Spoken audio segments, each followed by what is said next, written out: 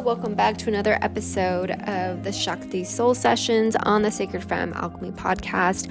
We are on episode 8, and we are also on day 36 of our 40-day sadhana. So we are slowly coming to a close. I put it up on my Instagram stories that you can still join us if you want to. We would love to have your energy there. And on Saturday, when we close, we're going to have a closing ceremony for this beautiful container to really just reflect on the manifestations that you have really honed in on this time, whether you've joined us live, whether you've joined us at your own practice. I think it's so important to really reflect anytime that we end a container, anytime that we end a chapter. It's so important for those debriefs to really allow yourself to think, okay, I've done all this magic. Now, what am I going to do with it afterwards? And so that's what I really want to focus this Shakti Soul session on, is really thinking about when you make a commitment to something, when you truly make your practice the central, that focal point of your life, and when a container starts to close, how can you actually integrate the teachings? How can you integrate all the different downloads that you've received every single morning from doing this practice or whatever spiritual practice you have, and carry that momentum? I remember when I ended when you think about it, when you end any chapters, right, it's about how do you carry that momentum with you? And I think when you join big containers, when you join or have any experiences that are so pivotal in your life, it's hard to think about the integration and going back into your own life and thinking, oh my gosh, I have to do this practice alone, or be on this individual journey now after being in this container, after being held, after being led. And I've definitely felt that when I ended both of my yoga trainings, my tantric yoga training, as well as my kundalini yoga training. And it's so important to stay connected to the group. It's so important to think about, okay, I have all of the tools that I need to take with me. I've downloaded everything. I received the messages. I received the teachings. I received everything that I was supposed to learn. And so what am I going to take with me as I continue my own practice? And my hope for you is that you start to deepen your own spiritual practice of connecting to your soul, connecting to your truth. Because when we practice in sadhana, what we do is really allow ourselves to get quiet. We allow ourselves to connect to our soul. We allow ourselves to connect to our internal energy system as opposed to the external energy system, which is often stimuli from other people, places, and things, and different work environments. It just can go on. And sometimes we feel like, why are we so disconnected from our true selves? Why would we feel like we can't listen to our inner voice? Why do I feel like I don't even know what my inner voice sounds like? How do I even connect to my intuition? Is this doubt? Is this my doubt? Is it someone else's doubt? And I see this time and time again of people that are disconnected to what their true voice sounds like and what it is their heart is truly telling them to do. And so that's why I love practicing sadhanas, because it allows me to go deeper, allows me to connect more to my own voice. So I know what is the truth. I'm able to have a lot of discernment. I'm able to be able to be judicious about the decisions that I want to make. And so in this practice, or in this intention for today, I really want you to think about, how can you carry on with your own practice even when you're not in a group container? So what are the things that you want to keep? Every single morning we've been listening to Japji, and Japji is a long prayer. It allows you to connect to your soul. It awakens all of your different chakras. And if you look at it, there's different poris, which you can think about it as stanzas in a poem. And each one is specifically saying a certain intention. So there's one for legal battles. There's ones for money. There's ones praying for your own karma, praying to break your own karma, praying for protection against negative spells against you. There's one for praying for your children. There's all these different ones. That's why I love focusing on a different japji or a different pori in the japji, and you can actually listen to it and recite it. Usually lasts, if you choose a specific pori, I think you recite it 11 times and it equates to 30 minutes or so. But there are certain ones that I listen to. And so that could be a practice that you want to take with you. Or it can be doing the Kriya again for the next however many days. There's the 40 days where you're learning to break a habit.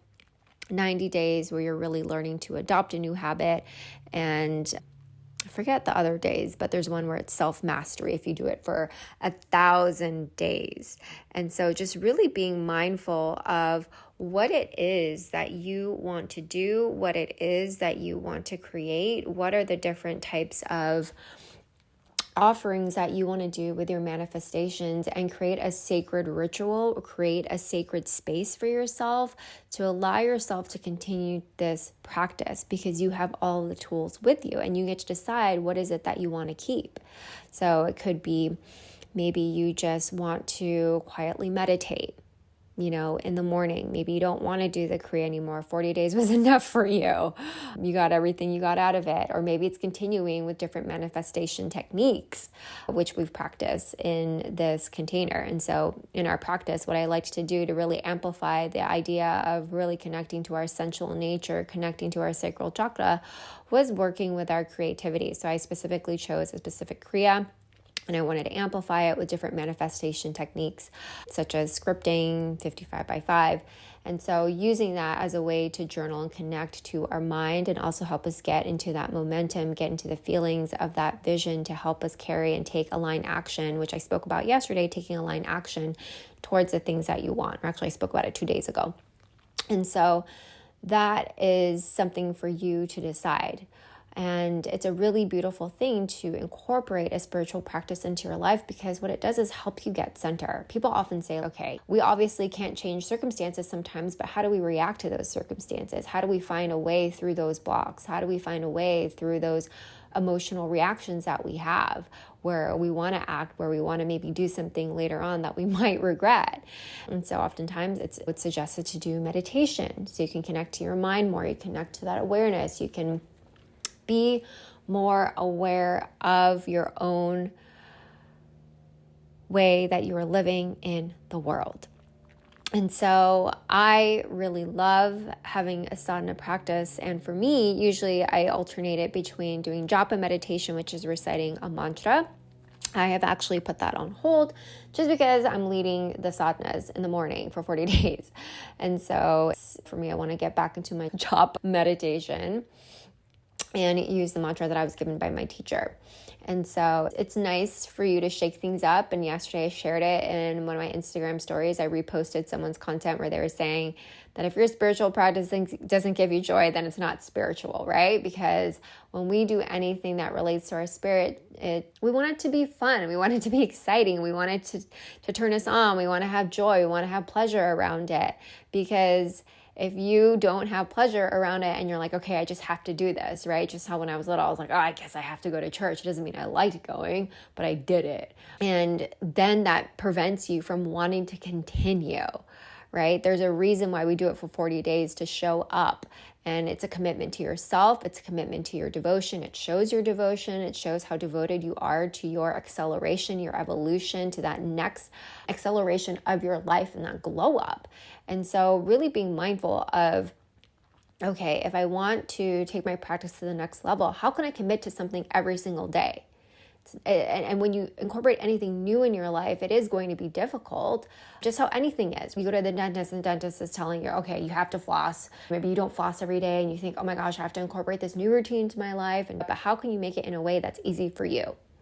How can you make it easy for you so that it is adoptable, so that it doesn't become this big learning curve for you to integrate into your life? And so really think about, what are your spiritual practices? What do you like to do? Maybe you love to do movement. I had a client that just absolutely loved movement. And so listening to that, she decided to incorporate more movement into her practice and her morning practice. Or maybe you're someone that doesn't like meditating. And so how can you do a walking meditation and just do a body scan, connecting to yourself, connecting to the earth and that energy to feel grounded and connected to the stability of that Mother Earth? So that could be something as well. Or maybe you love journaling. I know Artist Way is a huge thing. And so maybe you love doing your morning pages of just doing a thought dump. It's really about making something work for you. And no one's here to say what spiritual practice makes you more spiritual. We are not gurus. Like, we're all here having a human experience, and so you get to decide what feels good to you. You get to decide what feels good to your body, and it's your obligation and your duty and your birthright to express that and to fulfill your own needs with what feels good to you. And so I really invite you to think about, sometimes when containers end, that you always have the tools, you always have the lessons, you always have the downloads. And it's important that when you get transmissions from different people that are teaching, different people that are sharing a specific ritual or sacred experience, that you also know how to do it, and you can recreate it, you can repurpose it into your own way that makes it unique and fulfilling and joyous to you. So you can adopt that practice, whether it's daily, whether it's a ritual practice that you do monthly.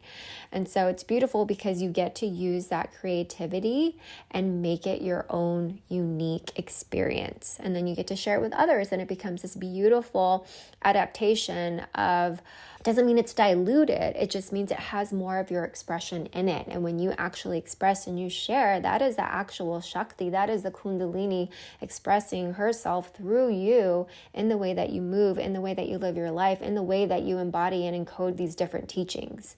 And so I really truly invite you today to think about, how can you create your life to be more sacred? And it's not just thinking about when you're on the mat. It's not just thinking about when you're doing your morning sadhana or night sadhana or afternoon sadhana, whatever it is. It's about how can you make your whole life an experience that it is very sacred, that it is very spiritual, that you are present with it, that every moment is a beginning. And so it's almost like thinking of when you're kissing your beloved for the first time.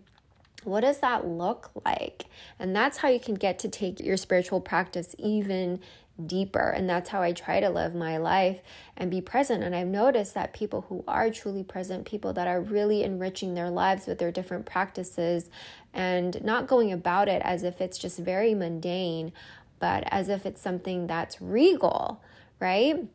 That they start to think of it as a way to live. They live differently. And when I experience people like that, I'm like, oh my gosh, there's something very off about you. They're like off as in it's not normal. Because, I mean, you go into any other city and people are just zooming past you and they're so disconnected to their body because they're always thinking in their mind of what did they need to do and what's the next thing. And what if we took our time to really embody the teachings? What if we took our time to really embody our own sadhana and go about our day as if everything was a spiritual practice?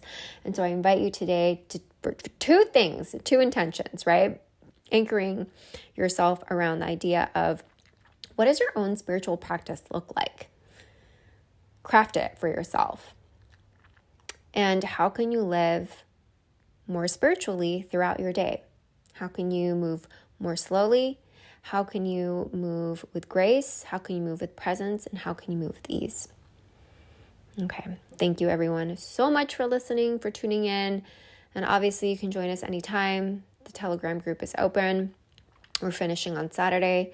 We're going to have a closing ceremony around it. Excited for you all to be there, to share different manifestations that you've been working on, to celebrate you, celebrate any wins, any big milestones, so we can truly see you and acknowledge you in the presence and the beauty that you are. And the radiance that you bring into this world, because we need it so much. All right. Thank you all for listening. Leave a comment if this resonates. Sat Nam.